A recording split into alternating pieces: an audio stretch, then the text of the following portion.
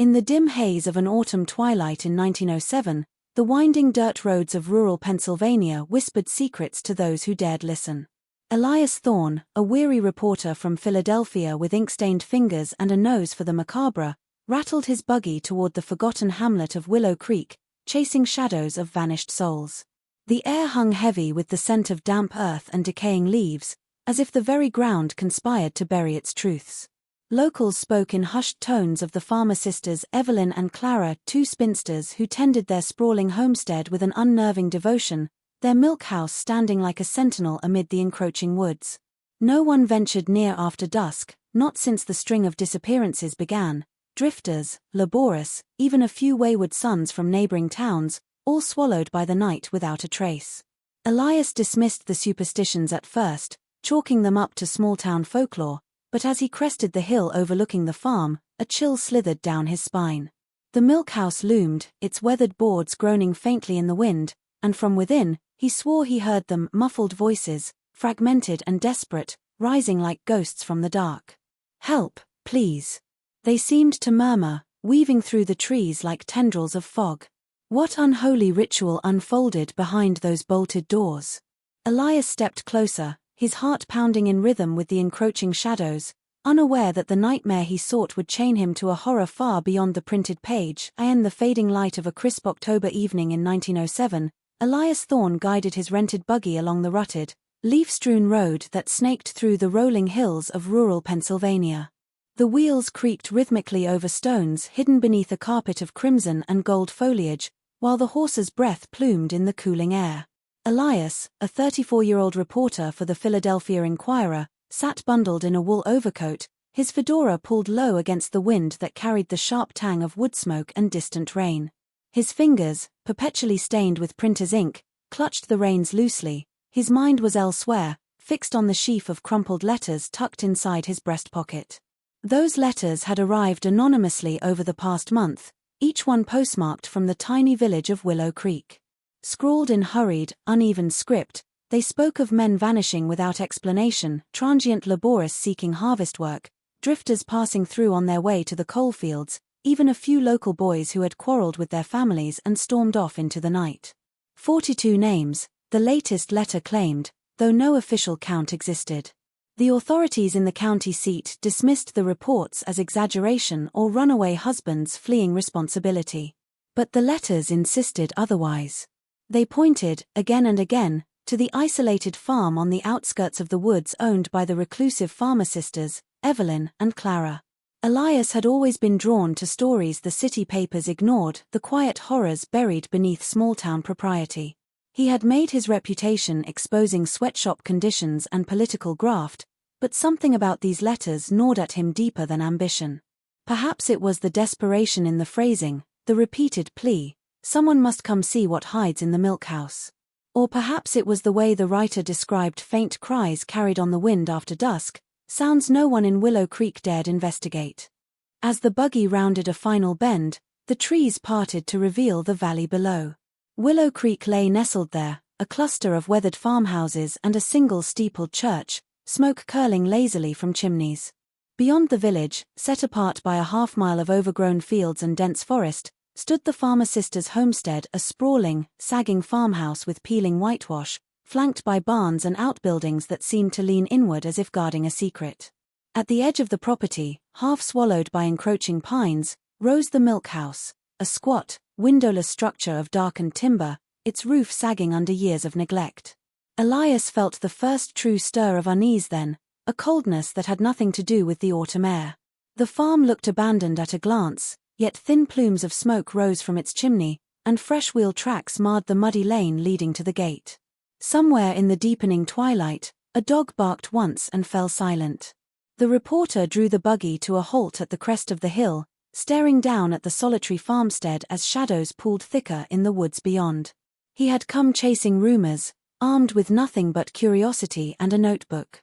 But as the last sliver of sunlight bled away behind the trees, Elias Thorne could not shake the feeling that the rumors had been waiting for him all along. As night settled over Willow Creek like a heavy quilt, Elias Thorne checked into the village's only inn, a creaking two-story affair with lace curtains yellowed by lamp smoke and a proprietor who eyed strangers with practiced suspicion. After a supper of thin stew and hard bread, Elias stepped out onto the porch, ostensibly for a pipe, though tobacco was the last thing on his mind. The fog had rolled in from the river valley, thick and luminous under a sliver of moon, muffling the world until the only sounds were the distant lowing of cattle and the soft drip of moisture from the eaves. He had chosen his room deliberately, one facing the ridge that overlooked the farmer sister's land. From the porch, the farm was little more than a faint smudge against the tree line, its single-lit window glowing like a watchful eye. Elias pulled his coat tighter and started down the lane that skirted the village, telling himself it was merely a constitutional walk to clear his head before sleep. The gravel crunched softly beneath his boots, then gave way to packed earth as he left the last house behind and entered the open fields. The fog thickened here, swirling in slow eddies that carried the scent of wet hay and something faintly metallic he could not place. Halfway across the meadow, he paused, drawn by an instinct he could not name. The milk house lay directly ahead now, perhaps 300 yards distant, its silhouette barely discernible through the mist, a low, squat shape huddled at the edge of the pines. Elias stood motionless, letting the quiet seep into him. At first there was nothing but the gentle rustle of wind in the grass and the occasional snap of a branch settling in the woods. Then it came, a sound so faint he thought he had imagined it, a low murmur carried on the damp air, rising and falling like breath against glass. He took a cautious step closer, then another, until the ground sloped gently downward toward the farm's boundary fence. The murmur resolved into fragments, human voices, undeniably, though distorted by distance and the fog's strange acoustics. They were not conversational tones but something rawer, threaded with exhaustion and desperation. Elias strained to make out words, catching only snatches, cold, and, let us, before the wind shifted and swallowed them again. The sounds seemed to emanate from the milk house itself, seeping through its walls like smoke through cracks.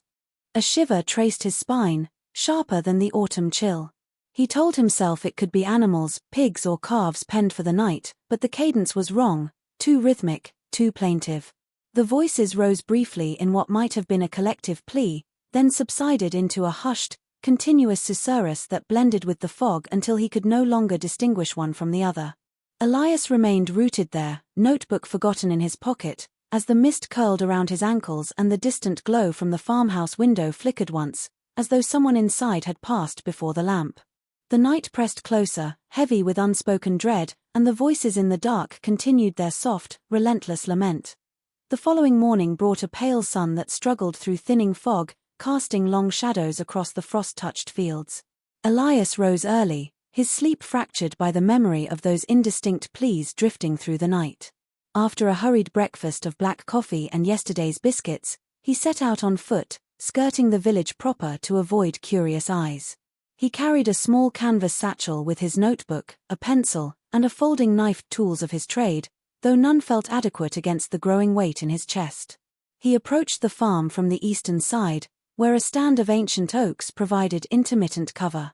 The ground was soft from overnight damp, muffling his steps as he crossed the boundary marked by a sagging split-rail fence overgrown with briars. The air smelled of churned earth and milk gone faintly sour, carried from the direction of the outbuildings. Elias kept low, moving from tree to tree until the milk house stood fully revealed no more than 50 yards away, a windowless block of weathered pine boards darkened by decades of rain and neglect. Its single door faced the farmhouse, but a smaller service entrance nestled on the far side, half hidden by towering weeds. Drawing closer, he circled wide to avoid the open yard. The structure seemed ordinary at first glance, a low-pitched roof crusted with moss, a stovepipe protruding crookedly, vents near the eaves clogged with leaves. Yet something about its stillness unsettled him. No birds perched on its ridge, no spiders had spun webs across its corners. As he rounded the corner toward the service entrance, his boot caught on a length of rusted chain half buried in the dirt. He knelt, brushing away damp soil to reveal heavy iron links, thick as a man's thumb, leading directly to a stout hasp bolted into the doorframe. The door itself was reinforced with iron straps, the wood beneath scarred by years of weather and something sharper, deep gouges that might have been made by fingernails or desperate tools. 2 padlocks hung from the hasp, one new and gleaming, the other older and pitted with rust, both secured with chains looped multiple times through iron rings sunk deep into the timber. Elias tested the nearest ring with a cautious tug. It did not budge. The chains were long enough to allow the door to open only a few inches, enough, perhaps, to pass food or water, but not escape. He pressed his ear to the cold wood, holding his breath. For a long moment there was only the faint drip of condensation inside and the distant caw of a crow. Then, so softly he might have imagined it, came a metallic scrape from within, followed by the subdued clink of links shifting against one another. Elias drew back, his pulse quickening. The locks gleamed dully in the weak sunlight, silent sentinels guarding whatever lay beyond. He traced the chains with his fingers, noting how they disappeared beneath the door into darkness, and felt the first cold certainty settle in his gut that the voices he had heard were not born of wind or imagination. The milkhouse was a prison, its bolts and iron crafted not to keep something out, but to keep something, many somethings in. That afternoon, Elias made his way to the village's general store, a narrow clapboard building that doubled as post office and gathering place. The bell above the door jingled as he entered, drawing sidelong glances from a handful of farmers nursing coffee near the pot-bellied stove.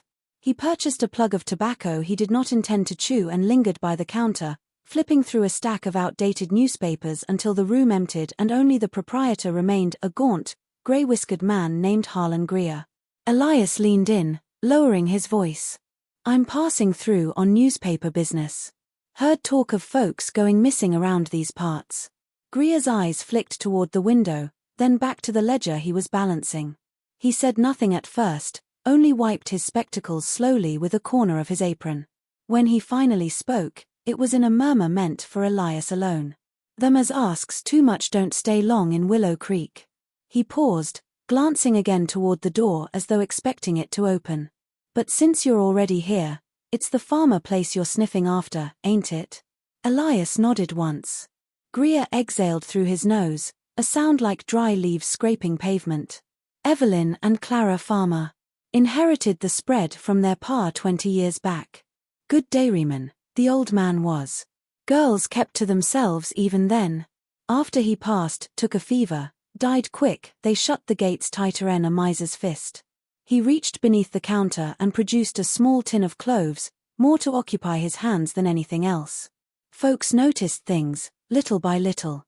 Deliveries coming up that lane after full dark, crates too heavy for feed or seed, dragged by mule teams that never stayed till morning. The sisters paying cash money, no questions, no credit. Then the men started not coming back. Drifters mostly, the kind nobody claims. A harvest hand here, a railroad tramp there. Sheriff rode out once, early on. Said the ladies was grieving their pa still, needed privacy. Brought back a jug of sweet cream as thanks." Greer's mouth twisted. Cream tasted fine. Sheriff never rode out again. Elias pressed gently. "No one hears anything? Sees anything?" Greer's fingers tightened around the tin. "Windows face the woods, not the road. And the woods, they carry sound strange after fog rolls in. Some nights you catch a cry, maybe a shout cut short. Most figure it's foxes or barn owls. Easier that way." He leaned closer, breath sour with coffee. "My boy swears he seen lantern light bobbing deep in the trees last winter, moving toward the milkhouse long after the sisters' lamps went dark inside the farmhouse. Told him to keep it to himself. Folks round here got families. Debts. The farmers buy their milk, pay prompt. That buys a powerful lot of silence." The bell jingled again as a woman entered for thread. Greer straightened, voice rising to its normal pitch as he greeted her. Elias stepped back, the weight of unspoken warnings settling over him like dust. Outside, the weak sun was already sinking behind the ridge, and the lane to the farm lay waiting in gathering shadow. The second night fell heavier than the first, with a moonless sky pressing down like a lid over Willow Creek. Elias waited until the inn's lamps dimmed and the village dogs ceased their restless barking before slipping out the back door. He carried no lantern. The darkness itself felt like cover now. Skirting the fields along a deer path he had scouted at dusk, he moved silently toward the farm, the frost-crusted grass crunching faintly beneath his boots. The air was sharp enough to sting his lungs, carrying the low, sweet scent of fermenting apples from a forgotten orchard and the ever-present undernote of milk gone thick. He reached the tree line just beyond the milk house and crouched behind a gnarled hawthorn, its thorns plucking at his sleeve. From here he could see the rear of the farmhouse clearly, a single square of yellow light in an upstairs window, the rest of the building swallowed by shadow. Smoke rose thin and straight from the chimney, suggesting the sisters had banked the fire for the night. Minutes stretched into an hour. Elias's legs cramped, but he did not shift, eyes fixed on the narrow path that connected the main house to the outbuilding. Then came the scrape of a door, slow, deliberate, followed by the soft glow of a hooded lantern emerging from the farmhouse porch. One of the sisters stepped into the yard, tall and angular in a long black coat, her grey hair twisted into a severe knot that caught the faint lamplight. Evelyn, he guessed from Greer's earlier description of the elder. She moved with unhurried purpose, the lantern held low so its beam skimmed the ground rather than announcing her presence to the wider world. Behind her, the door opened again, and Clara appeared, shorter, broader, carrying something heavy slung over her shoulder that swayed with each step. Elias's breath caught as the lantern light swept across the burden, a man, unconscious or exhausted, his arms bound behind him, ankles lashed together. His head lolled forward, dark hair matted against his brow, but even at this distance Elias could see the pallor of his skin and the unnatural slackness of his limbs. Clara dragged him with practiced efficiency, boots digging furrows in the soft earth as she followed her sister along the path. The man's heels left twin trails in the frost, and once his body shifted, revealing a glimpse of rope biting deep into his wrists. They paused at the milk house door. Evelyn set the lantern on the ground and worked the padlocks with steady hands while Clara held the captive upright, one thick arm hooked beneath his shoulders. The chains clinked softly as they were drawn aside, the door opening just wide enough to admit the three figures. A faint groan escaped the man, low, involuntary, as he was hauled across the threshold. The lantern light spilled briefly into the interior, revealing only blackness beyond the doorway before Evelyn retrieved it and followed her sister inside.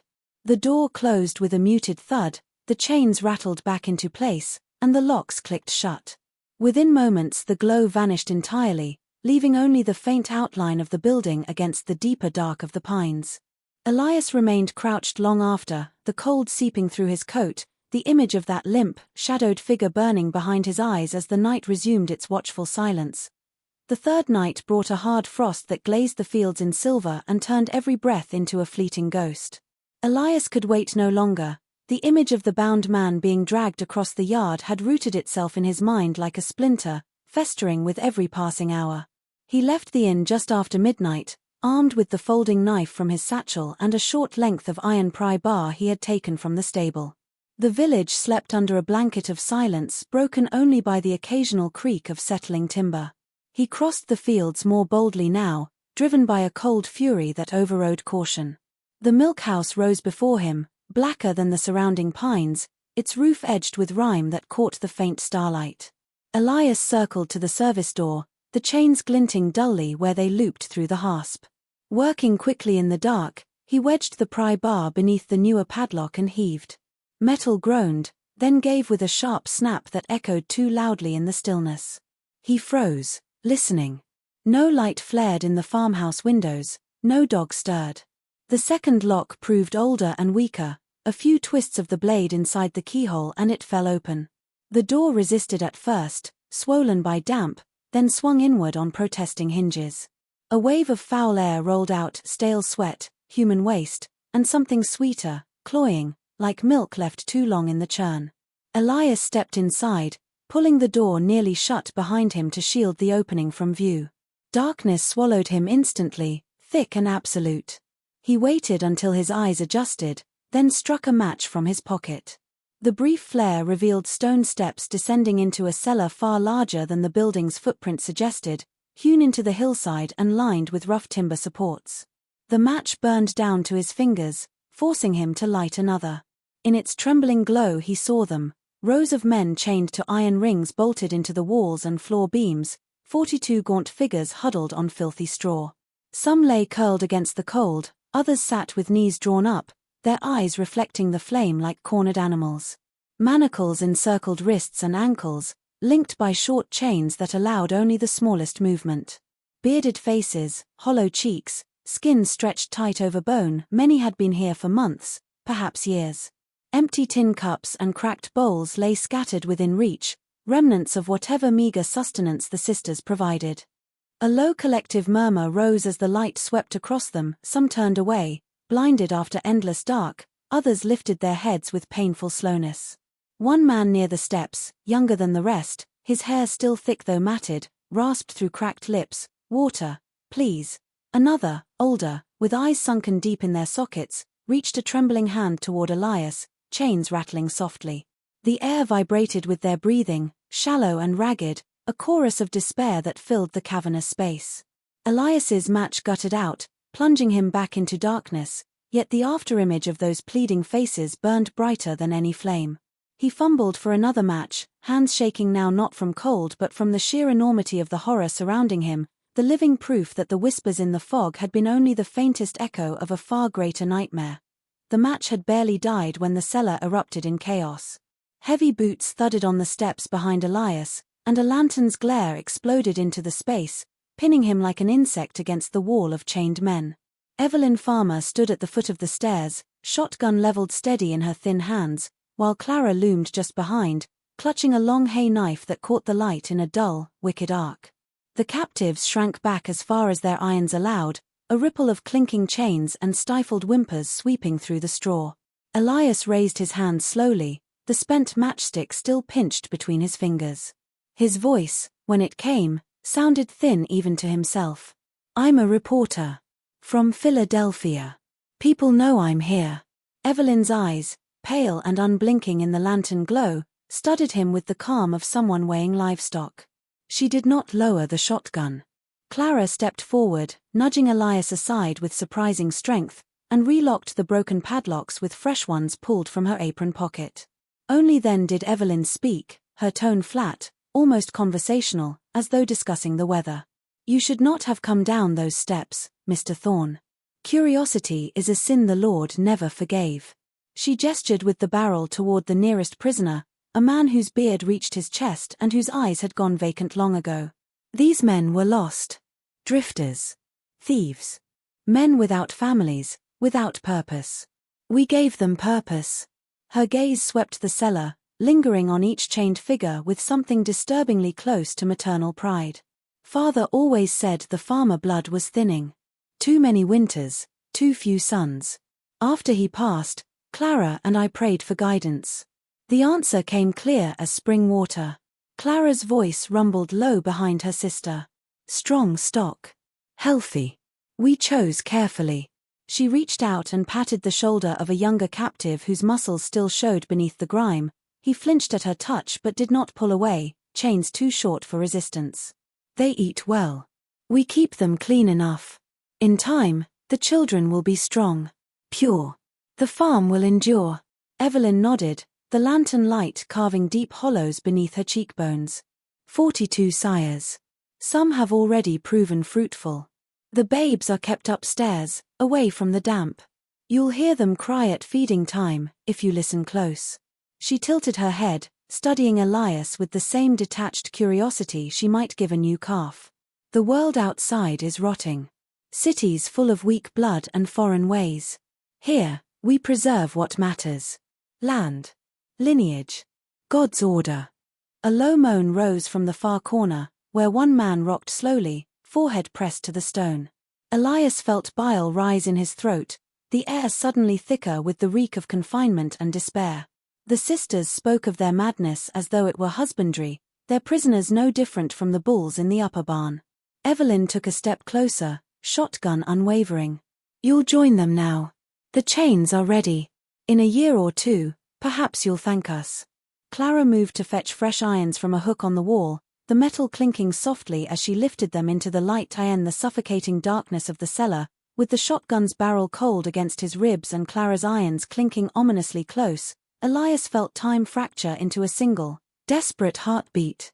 Evelyn's pale eyes held no mercy, only the dull gleam of conviction, as she motioned for him to kneel beside an empty ring bolted to the stone. But in that instant, a buried instinct surged through him. Years of chasing deadlines in Philadelphia's chaotic newsrooms had taught him to gamble when cornered. He lunged sideways, not toward the stairs but at the lantern in Evelyn's free hand, knocking it from her grasp. The glass shattered against the floor, oil spilling in a whoosh of flame that licked hungrily at the dry straw. Screams erupted from the chained men as fire raced along the bedding, casting wild shadows that danced like demons across the walls. Clara bellowed and swung the hay knife, but Elias rolled beneath the ark, snatching his pry bar from where it had fallen. He drove it upward into her knee with all his weight. She crumpled with a howl that echoed through the chamber.